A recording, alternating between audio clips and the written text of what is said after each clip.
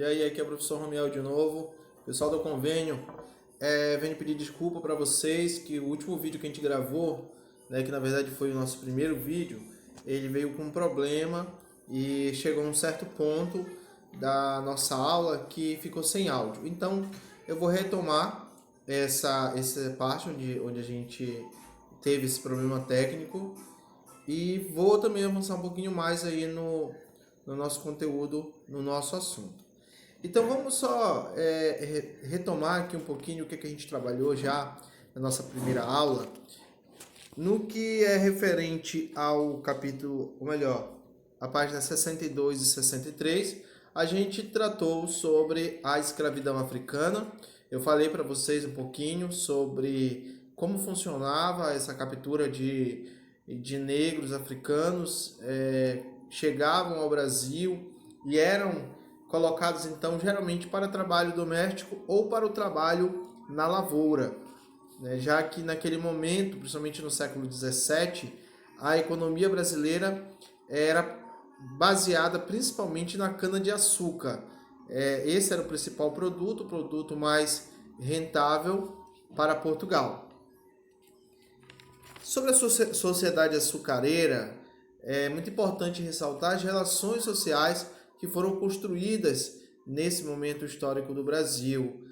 Os escravos africanos, eles eram sim, claro, maltratados, eles sofriam espancamento, castigos físicos, mas havia também uma relação muito curiosa, muito interessante entre senhores e escravos, né? Ao ponto de que muitos senhores realmente chegavam a ter carinho, né? Ter um relacionamento de amizade, ou às vezes até mesmo relações sexuais que aconteciam também entre senhores e suas escravas, o que fazia com que essas relações que ocorriam, principalmente no período do ciclo do açúcar, fossem relações muito complexas, não somente limitadas a escravos sofrendo castigos físicos, mas havia também relações muito mais complicadas, muito mais complexas, que envolvia senhores e escravos. Agora, é claro, sempre havia o limite entre o senhor e o seu escravo. Por mais que o escravo tivesse um bom tratamento, por mais que ele tivesse uma aproximação com o senhor, ainda assim ele era um escravo e dificilmente seria tratado como um igual, a não ser que ele obtivesse a sua alforria. O que era possível também, mais à frente nós iremos falar sobre essa questão da escravidão e da alforria. Bom, eu quero agora falar um pouquinho na página 64 sobre justamente o assunto que ficou incompleto devido ao áudio ter falhado no nosso primeiro vídeo, né? Que eu vou falar um pouquinho sobre a União Ibérica e também sobre as invasões holandesas, que são dois temas que estão relacionados, têm uma relação total. A União Ibérica foi a união entre duas coroas, a coroa portuguesa e a coroa espanhola. Eu vou colocar uma imagem para vocês aí na tela. Desculpa para vocês que eu acabei tirando aqui, tá? Vou colocar.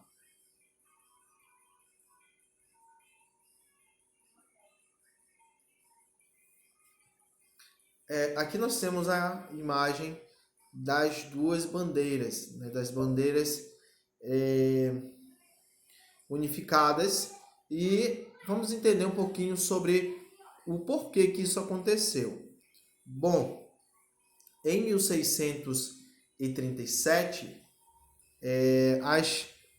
o então rei de Portugal, o Dom Sebastião, ele acabou vindo a falecer, né?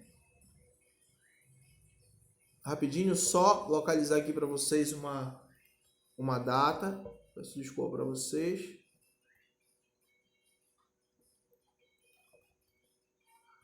Tá. Só corrigindo aqui uma data. Dom Sebastião, que naquele momento era rei de Portugal, acabou falecendo em 1578, em uma batalha travada entre portugueses e marroquinos. Ele acabou falecendo na África. O seu corpo nunca foi encontrado, porém, chegou-se à conclusão de que ele havia falecido. Então, com a morte de Dom Sebastião, quem assumiu o trono foi o seu tio-avô, o Dom Henrique, assume o trono de Portugal.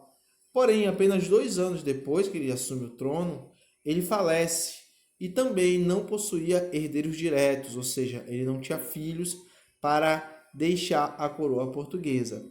Foi então iniciada uma crise na dinastia de Avis. Eles eram dessa família real, a família de Avis. Com essa crise da sucessão, surgem 3 postulantes ao trono de Portugal: Antônio, Catarina de Portugal e Filipe II, rei da Espanha. Nessa disputa, quem acaba saindo vitorioso é o Filipe II, que era rei da Espanha e que acumula também, né, o título de rei de Portugal.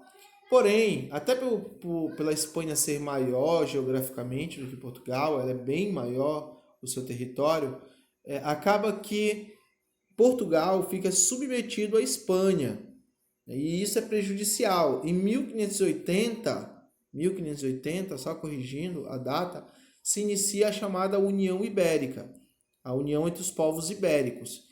Esse termo ibérico vem da península, do território ali na ponta da Europa, que é chamada de Península Ibérica. Só tem 2 países na Península Ibérica, justamente Portugal e Espanha. Por isso, esse termo de União Ibérica. Bom, resumindo, para Portugal, até que foi interessante um ponto aí dessa união.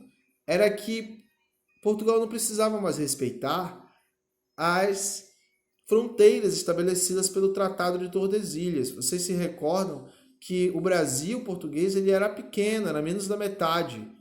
A gente já viu isso em sala de aula, por exemplo, quando a gente estudou sobre as capitanias hereditárias.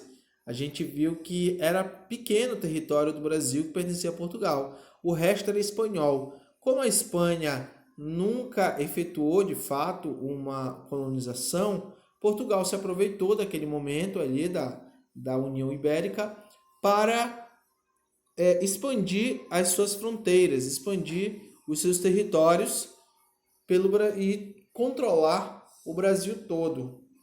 Então isso foi muito positivo para Portugal. Agora, é claro, Portugal acabava ficando submetida ao governo espanhol e isso não ia durar muito tempo. Ainda durante esse período da União Ibérica, nós vamos tratar do segundo tópico aí da mesma página 64, que é a invasão holandesa.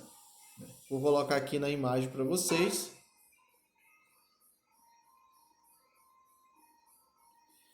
Uma litografia que mostra embarcações holandesas chegando à Bahia. Durante 3 momentos, no ano de 1604, 1624 e 1627, a Holanda tenta dominar o Nordeste brasileiro. Por que a Holanda? A Holanda era inimiga da Espanha. Elas tinham travado já várias guerras, inclusive com uma delas gerando a independência da Holanda. A Holanda era colônia da Espanha, mas ela consegue, no século XVI, se tornar independente. Então ela começa a atacar posses que a Espanha tinha pelo mundo, as colônias espanholas.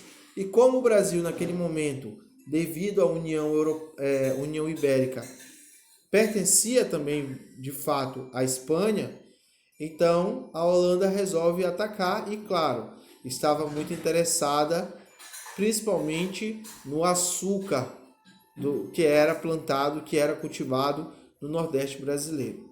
Depois de vários ataques, de várias ofensivas, finalmente, em 1630, a Holanda consegue alcançar o seu objetivo, invade Olinda e Recife. Esse domínio que se inicia em 1630, ele vai permanecer por 24 anos, ou seja, por praticamente 2 décadas e meias, o Brasil, ou pelo menos a parte do Nordeste brasileiro, ficou sob domínio holandês. Durante muito tempo, administrado pelo alemão Maurício de Nassau. Ele era o grande nome do governo holandês no Brasil. Durante esse período, a Holanda consegue obter o monopólio da produção do açúcar da região brasileira e, é claro, enriquece muito, obtém muito lucro. As cidades, principalmente Recife, Olinda, mas outras também se beneficiaram com o período, com os 24 anos, que a Holanda ficou no Brasil. Foram cidades que receberam muita influência holandesa, principalmente na arquitetura. Eu vou mostrar para vocês agora, por exemplo, essa visão de Recife.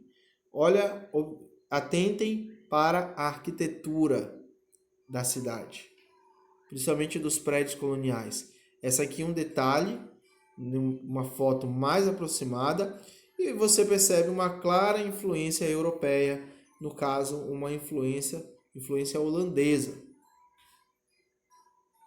Uma outra visão da cidade de Recife, com prédios que ainda guardam influência arquitetônica do período em que os holandeses permaneceram no Nordeste brasileiro. E não só em prédios, mas também pontes, estradas foram construídas e permanecem até hoje, demonstrando uma forte influência dos holandeses no período que ficaram no Brasil. Em 1640, ocorre a Restauração Portuguesa, que é o momento em que finalmente Portugal retoma a sua autonomia, consegue se desvincular da Espanha e tem a restauração da monarquia através da coroação de Dom João IV, fato que marca o início da dinastia de Bragança. Depois que os portugueses retomam o controle do seu trono e de seus territórios, iniciaram uma luta contra os holandeses para expulsarem eles de Pernambuco. Essa luta ficou conhecida como Guerras Brasílicas e finalmente se concretizou no ano de 1654, ano em que os holandeses foram expulsos definitivamente de Pernambuco. E aí Portugal consegue retomar o controle do Brasil, da colônia brasileira, do Nordeste, e os holandeses são expulsos e nunca mais retornam, pelo menos não como colonizadores.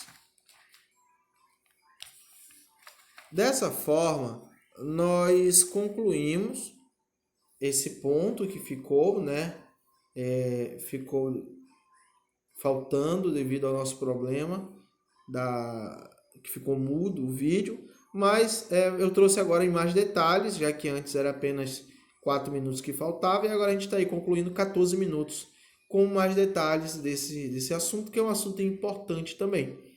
Então fiquem atentos, convênio, para mais informações. Junto desse vídeo que eu irei postar, eu deixarei também alguns links de sites para que vocês estudem, se quiserem ler mais um pouquinho sobre esse tema.